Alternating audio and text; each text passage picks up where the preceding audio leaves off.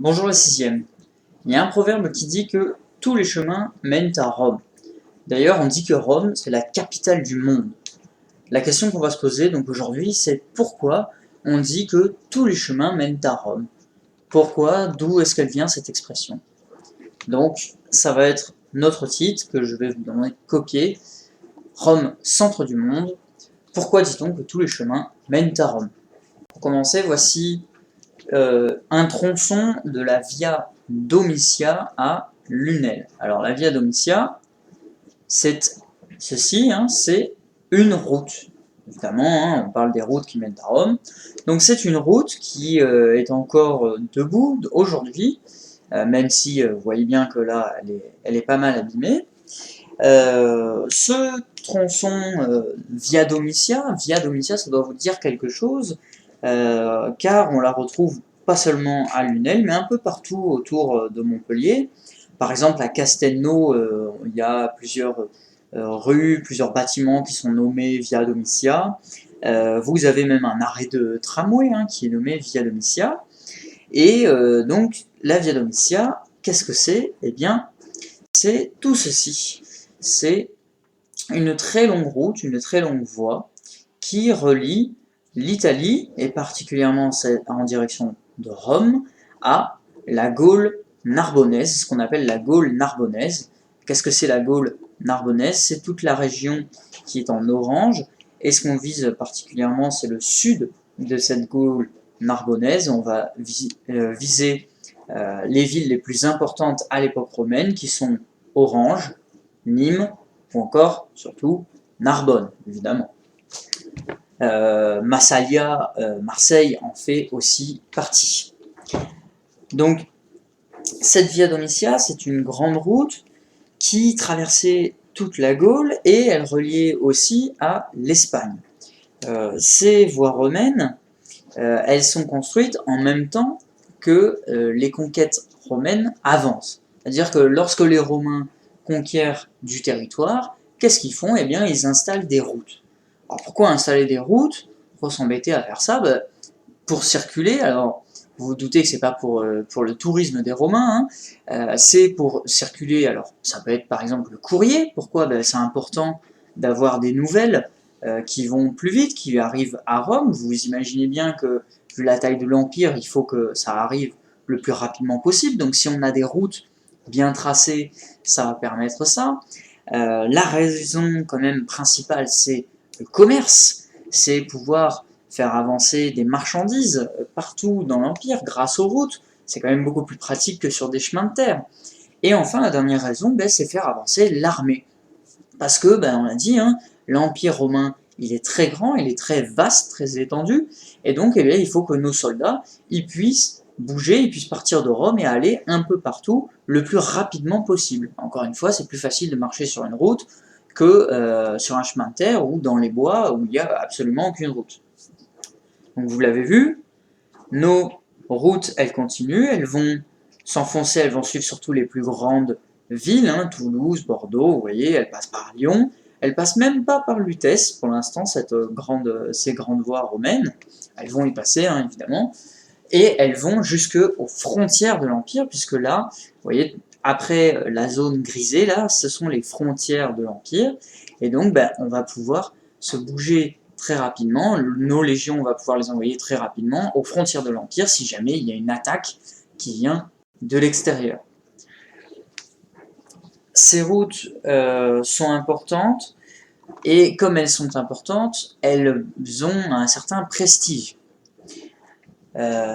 Ces routes, tout le monde les emprunte, tout le monde les connaît, ce sont des grands axes de communication, il faut s'imaginer un peu, c'est un peu comme les autoroutes de l'époque, si vous voulez. Et comme ce sont des routes que beaucoup de gens empruntent, tout le monde connaît leur nom. Et lorsque la République va s'arrêter et qu'on va arriver à l'Empire, les empereurs ils vont avoir une idée de modifier les routes, de les améliorer et de prendre le nom, donner leur nom aux routes. Par exemple, c'est le cas de la Via Augusta. Alors la Via Augusta, c'est une grande voie romaine qui traverse donc l'Espagne, qui part de Narbonne et qui arrive jusqu'à Cadix, donc en Espagne. Et cette voie, elle s'appelait la voie herculéenne, la voie d'Hercule, avant que Auguste ne fasse des modifications, entre 8 et 2 avant Jésus-Christ. Il fait des modifications, il agrandit de manière générale la route, il la rend un peu plus pratique, il la remet en état, et eh bien, vu que c'est lui qui a fait les travaux, bah, il va mettre son nom à cette voie. Cette voie, elle s'appellera plus la voie herculéenne, mais la voie Auguste. Donc, l'empereur va se servir de ces routes pour faire rayonner son prestige. Ces routes, faut pas s'imaginer que c'est simplement 3 cailloux jetés comme ça en plein milieu d'un chemin de terre tracé à peu près droit. C'est tout un art de faire une route, c'est complexe, c'est difficile. Donc je vous montre voilà, une coupe d'une voie romaine. Vous voyez, c'est pas seulement juste des cailloux qu'on jette comme ça, donc on va d'abord délimiter la route, on va faire en sorte qu'elle soit à peu près droite quand même. Ensuite, on va commencer par on va creuser la terre, ce qui peut paraître paradoxal, mais on va commencer par creuser, on va mettre des pierres plates là, ici, on va mettre d'autres cailloux, tout ça, ça va être pour amortir, on va mettre du sable, et par-dessus le sable, seulement, c'est là qu'on va mettre vraiment ce qu'on voit, ce qui est visible, les dalles, la route, la via vraiment en elle-même, et au-dessus de toute cette couche-là. Si il y a toute cette couche-là à créer, ça veut dire que créer une route, ça prend du temps, mais ça veut dire aussi qu'il faut l'entretenir, parce que elles vont s'abîmer ces routes au fur et à mesure que les gens passent, au fur et à mesure du temps, elles vont s'abîmer, et puis des événements climatiques, s'il pleut beaucoup, si au contraire vous avez des zones, je vous rappelle, de l'Empire romain qui sont en Égypte, donc vous avez du désert, vous avez du sable, vous avez beaucoup de choses qui peuvent abîmer les routes, et donc il faut bien quelqu'un pour les entretenir. Et là où je vous disais que c'était important pour l'armée, les routes, eh bien c'est que généralement c'est l'armée qui va s'occuper d'entretenir les routes et même de les créer. Et les légionnaires romains vont devenir, en même temps d'être des soldats, aussi des ingénieurs et vont commencer à accumuler tout le savoir-faire de comment faire une route, comment l'entretenir. Ils vont commencer à faire tout ça. Donc ces routes qui sont particulièrement importantes pour l'Empire, voyez, on les retrouve ici. Donc ici, c'est une carte des principales voies romaines en 117 après Jésus-Christ dans tout l'Empire romain. Donc vous voyez que, eh bien, il y a des routes à peu près partout. On a cherché à vraiment quadriller le plus possible tout le territoire pour pouvoir mieux relier.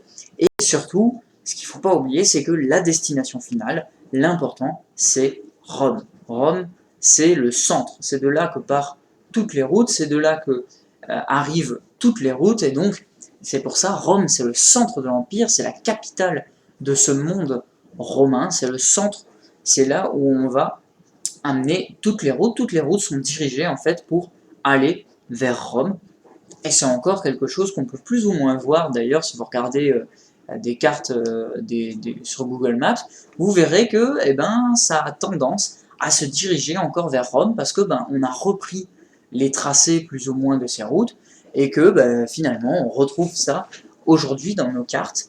Mais voilà, dans l'Empire romain, on fait des routes, on crée des routes pour communiquer, pour commercer, pour faire bouger les armées, et finalement tout ça, le but, c'est la destination, c'est Rome. Donc c'est ce qu'on va écrire sur notre première trace écrite. Les Romains construisent des grandes routes pavées, elles sont pavées, hein, c'est pas juste des chemins de terre, pour relier la ville de Rome au reste de l'Empire. Rome est la destination finale de toutes les routes. Après avoir écrit cette trace écrite, on va passer à l'activité.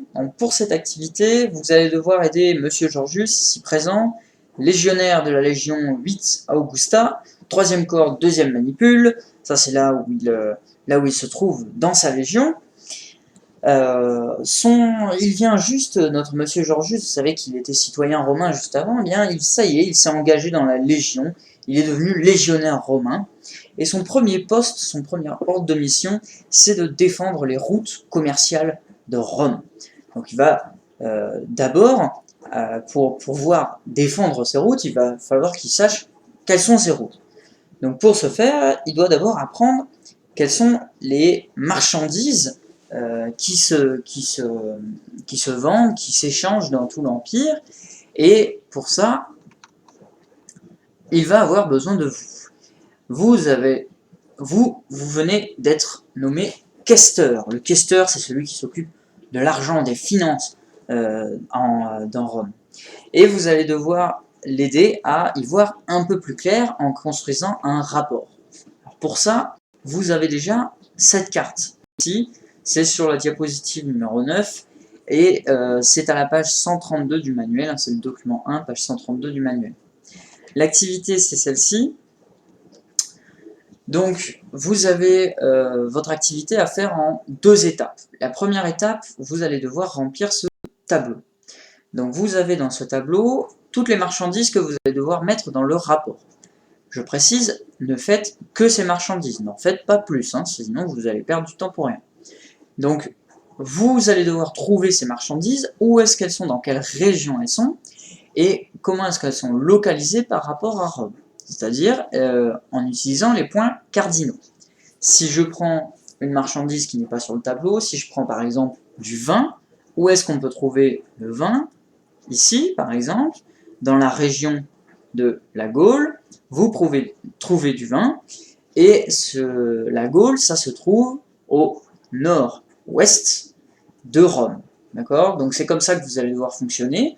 Vous trouvez d'abord la ressource, ensuite vous trouvez la région, et ensuite vous localisez si c'est nord, ouest, est. Essayez d'être précis, le plus précis possible. Après, on n'est pas exactement au degré près hein, de latitude. Et voilà, essayez de dire si au moins c'est plutôt au sud-ouest, plutôt à l'est. Après, parfois ça l'est pas. Hein. L'Espagne, par exemple, c'est pas forcément au sud-ouest. Voilà, c'est à l'ouest de Rome. Mais essayez d'être le plus précis possible quand vous le pouvez. Donc ça, c'est pour la première étape. Petite précision quand même, toutes ces marchandises-là, vous devez les choisir dans des régions différentes. C'est-à-dire que là, dans votre tableau, vous ne pouvez pas avoir, par exemple, 2 fois Gaule, 2 fois Espagne, 2 fois Asie mineure, quoi que ce soit. Choisissez des régions à chaque fois pour chaque marchandise qui sont différentes. Par exemple, si j'avais mis le blé et le vin dans le tableau, vous n'auriez pas pu mettre la Gaule 2 fois. Il va falloir choisir. Donc, une fois que vous avez fini cette étape, vous allez devoir passer à la deuxième étape. Là, ça va être la rédaction du rapport. Donc, le rapport, il est là, c'est sur la deuxième page. Donc, vous allez devoir écrire un rapport pour M. Georgius. Vous êtes questeur, je vous rappelle, hein, et vous allez devoir dire où sont ces marchandises, vous allez devoir utiliser ce tableau.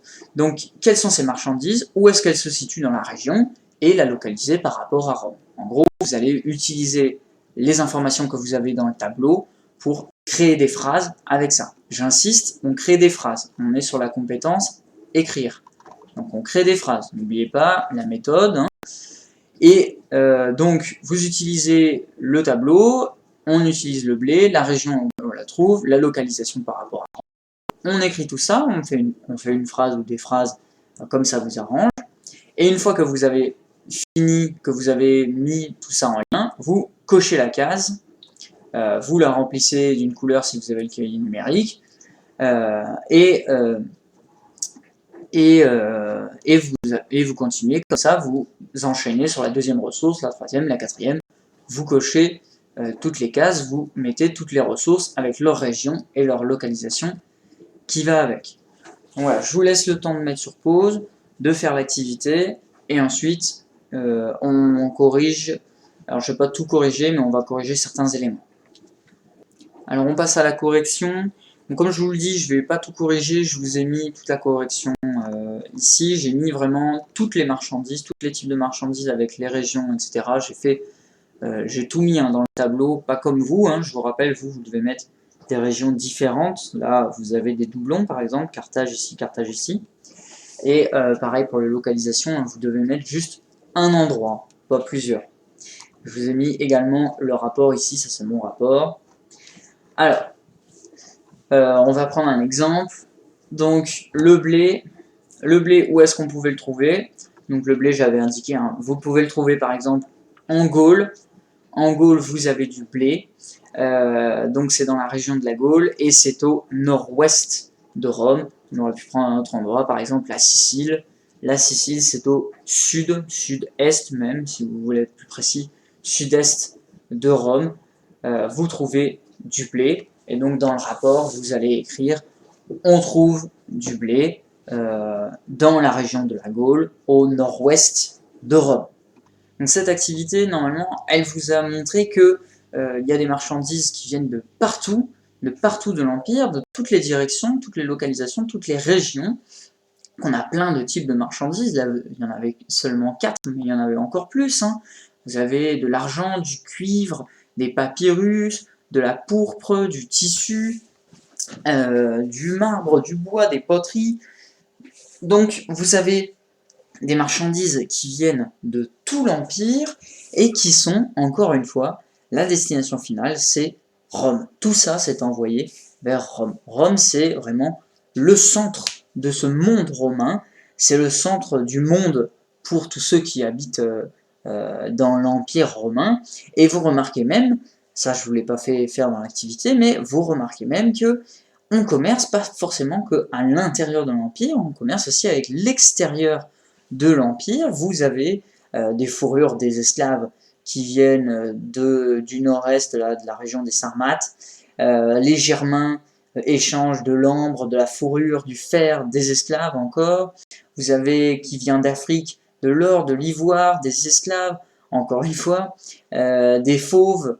Vous avez d'Arabie des parfums, des épices qui viennent d'Inde d'ailleurs, et vous avez même des soies qui viennent, alors là c'est pour les Romains, c'est l'autre bout du monde, des soies qui viennent de Chine, qui arrivent jusqu'à Rome. Donc voilà, cet empire romain, il est immense, il permet de faire du commerce, de récupérer énormément de marchandises, et la destination finale, à chaque fois, c'est Rome. Rome, c'est vraiment l'épicentre de ce monde romain, c'est la capitale, c'est l'endroit le plus important de l'Empire. Et nous, c'est ce qu'on va marquer en trace écrite, ça sera le mot de la fin. Donc, Rome récupère des marchandises et des richesses venant de tout l'Empire. Rome est le centre du monde romain.